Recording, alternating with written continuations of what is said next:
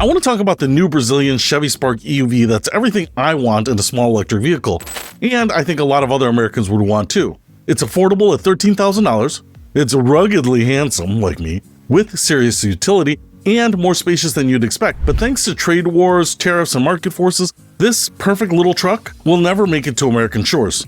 So let's dive into why this Chinese-built, Brazilian-bound EV represents exactly what the US market is missing, and why we will certainly never see this vehicle in America. In a factory in Luzhou, China, 650 units of what might be America's most wanted vehicle just rolled off the production line. But instead of heading to Los Angeles or Detroit, these compact electric trucks are sailing towards Brazil. At $13,000, this isn't just an electric truck, it's a revelation. Meet the Chevy Spark EUV, the small, tough, practical electric truck that America probably wants but can never have. This is the story of the perfect storm that keeps the most sensible electric vehicle off our roads. To understand why the Spark EUV matters, we need to understand what's happening in America right now. We're experiencing what industry analysts call peak truck, the moment when Americans finally start questioning whether they really need a $60,000 F-150. The average new truck in America now costs nearly $60,000. The average SUV, almost $48,000. Meanwhile, the few cars left on dealer lots average just over $39,000. But here's the kicker. Most Americans use their massive vehicles for exactly the same things that the much smaller vehicles could handle. According to the Department of Transportation, the average American trip is just under 3 miles. We're using 2-ton trucks to travel distances a golf cart could handle, and we're paying luxury car prices for the privilege. Enter the Chevy Spark EUV. At just under 13 feet long, it's shorter than a Honda Civic. But don't let that size fool you. This thing is engineered like a tiny tank. It's got that square-jawed, no-nonsense styling that Americans associate with serious trucks, just shrunk down to a sensible size. Inside, it's got more usable space than you'd expect. The high seating position gives you that commanding view Americans love, while the boxy design maximizes every cubic inch. The rear seats actually fold down to create a surprisingly large cargo area. It's like someone took a Chevy Tahoe and put it in the dryer but somehow made it more practical. The 249-mile range isn't going to win any EV Olympics, but for those 3-mile average trips, it's completely overkill. You could drive it for a week without plugging it in. The 41.9 kilowatt-hour battery charges from 30 to 80% in just 35 minutes, which is faster than most people can grab lunch. But here's where it gets really interesting. In Brazil, this thing will likely cost around $13,000. To put that in perspective, the cheapest EV you can buy in America right now is the Nissan Leaf, starting at about $28,000. The cheapest electric SUV, the Chevy Bolt EUV, which ironically shares part of its name with our forbidden fruit, starts at around $34,000. The Spark EUV isn't just cheaper, it's less than half the price of anything remotely comparable in the US market, the Chinese connection. But to understand the Spark EUV, we need to travel to its birthplace in China, where it lives a double life.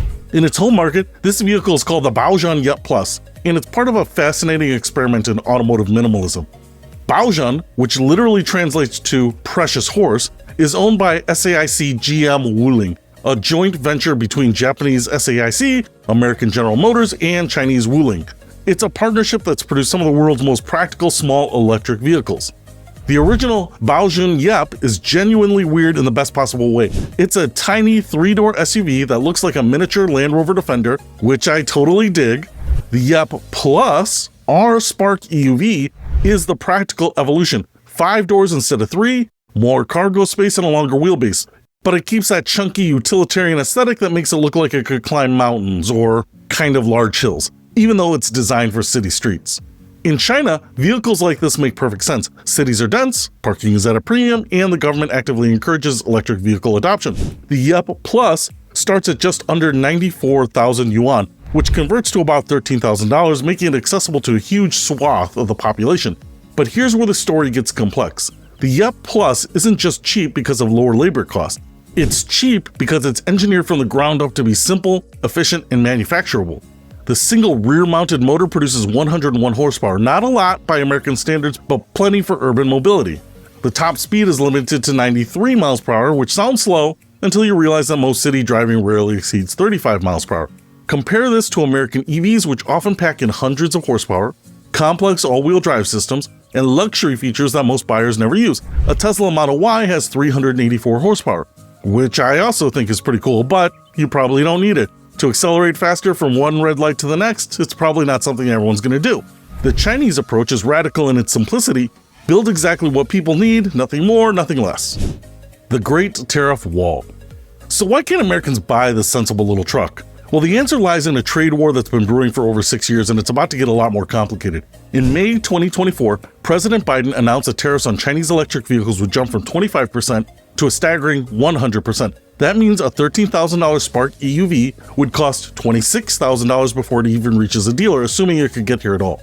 The stated goal is protecting American jobs.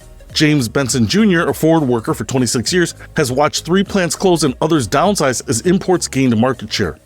"I was a devout Democrat my whole life and I got nothing out of it," Benson told Bloomberg. "Nobody has done anything to stop the decline until now." It's hard to argue with Benson's frustration. The American auto industry has been hollowed out by decades of outsourcing, and workers have paid the price. But the tariffs reveal an uncomfortable truth. American automakers aren't losing to Chinese companies because of unfair trade practices alone. They're losing because Chinese companies are building better products for less money. Take the BYD Seagull, which sells for around $12,000 in China. Industry experts who have driven it describe it as impressive and cute. It's not a golf cart with doors, it's a legitimate car that just happens to be affordable. Meanwhile, the average American EV costs over $50,000. The cheapest Tesla is $47,000. Even the upcoming affordable Chevy Bolt replacement is expected to start around $30,000. The result? Countries open to Chinese EVs are seeing explosive growth in electric vehicle adoption. Brazil's EV sales increased by over 500% from 2022 to 2024. Thailand saw 279% growth. Australia, which cut EV tariffs to zero in 2022, is experiencing a 145% increase. America, protected by its tariff wall, saw EV sales grow by just 6.6% in 2024. The Mexican backdoor. But here's where the story gets really interesting. Those tariffs only apply to vehicles imported directly from China. There's a giant loophole in the form of Mexico, and Chinese automakers are already eyeing it. Under the US-Mexico-Canada agreement, ironically negotiated by the Trump administration, vehicles assembled in Mexico can enter the US with much lower tariffs or even duty-free, provided they meet certain requirements. BYD has already announced plans for a massive factory in Turkey that will serve both European and Turkish markets. Other Chinese automakers are reportedly studying Mexico as a potential manufacturing base for their North American sales. It's a cat and mouse game of global trade. Chinese companies build the engineering and design expertise, establish manufacturing in countries with favorable trade relationships with the US, and suddenly those protected American workers are competing with the same Chinese technology just assembled somewhere else. American policymakers are already scrambling to close these loopholes. There's talk of banning Chinese EVs entirely on national security grounds, regardless of where they're assembled. The reasoning? Modern cars are computers on wheels, and those computers could theoretically be used for surveillance or worse. It's not entirely paranoid. Every EV is connected to the internet, and data privacy in cars is largely unregulated. But it's also a convenient excuse to block competition that's simply better and cheaper. What America is missing. To understand what America is giving up, you need to understand what the Spark EUV represents, a complete rethinking of what a car should be. Despite being dramatically smaller than American trucks and SUVs, the Spark EUV offers surprising interior space. The high roofline and minimal dashboard create an airy feeling that many larger vehicles can't match. The rear seats, despite being in a compact vehicle, offer decent legroom for adults. The cargo area, while not massive, is smartly designed. The square shape and low load floor make it easy to pack efficiently. You're not going to haul lumber, but for groceries, luggage, and even moving apartment furniture, it's more capable than it looks. But the real magic happens in urban environments. The Spark EUV can park in places that would challenge Mini Cooper. It can navigate narrow streets that send full-size trucks searching for alternate routes. In cities where parking costs $30 a day and spaces are measured in inches, size becomes a superpower. And then there's efficiency. The Spark EUV's small size and lightweight means it uses dramatically less energy than American EVs. While a Model Y consumes about 28 kilowatt hours per 100 miles, the Spark EV uses roughly 12.6. That's more than twice as efficient. For context, that efficiency difference means the Spark EV's lifetime environmental impact is dramatically lower than larger EVs, even accounting for the same battery chemistry. It requires 11 to 20 times fewer critical materials than conventional electric cars. American car industry veterans note that vehicles like the Spark EUV would likely find audience among demographics that automakers have largely abandoned. Elderly drivers who want something easier to get in and out of than a sedan, but less intimidating than a full-size SUV. Young families who need space but can't afford a $40,000 electric crossover. In the same market that made the Honda Element, the Kia Soul, and the Nissan Cube cult favorites before they were discontinued in favor of more profitable, larger vehicles. The Brazilian experiment. While Americans debate trade policy, Brazilians are about to get their hands on what might be the most sensible electric vehicle ever mass-produced. The Spark EUV represents GM's largest investment in Brazil in years, part of a 7 billion real commitment to electrification in South America. GM Brazil has even tailored the vehicle specifically for local tastes, offering 6 colors inspired by Brazilian culture: Atlantic Blue, Cupuaçu White, Canary Yellow, Redeemer Gray, Indigo Blue, and River Black. Most feature two-tone styling with black roofs, giving the little truck an even more rugged appearance.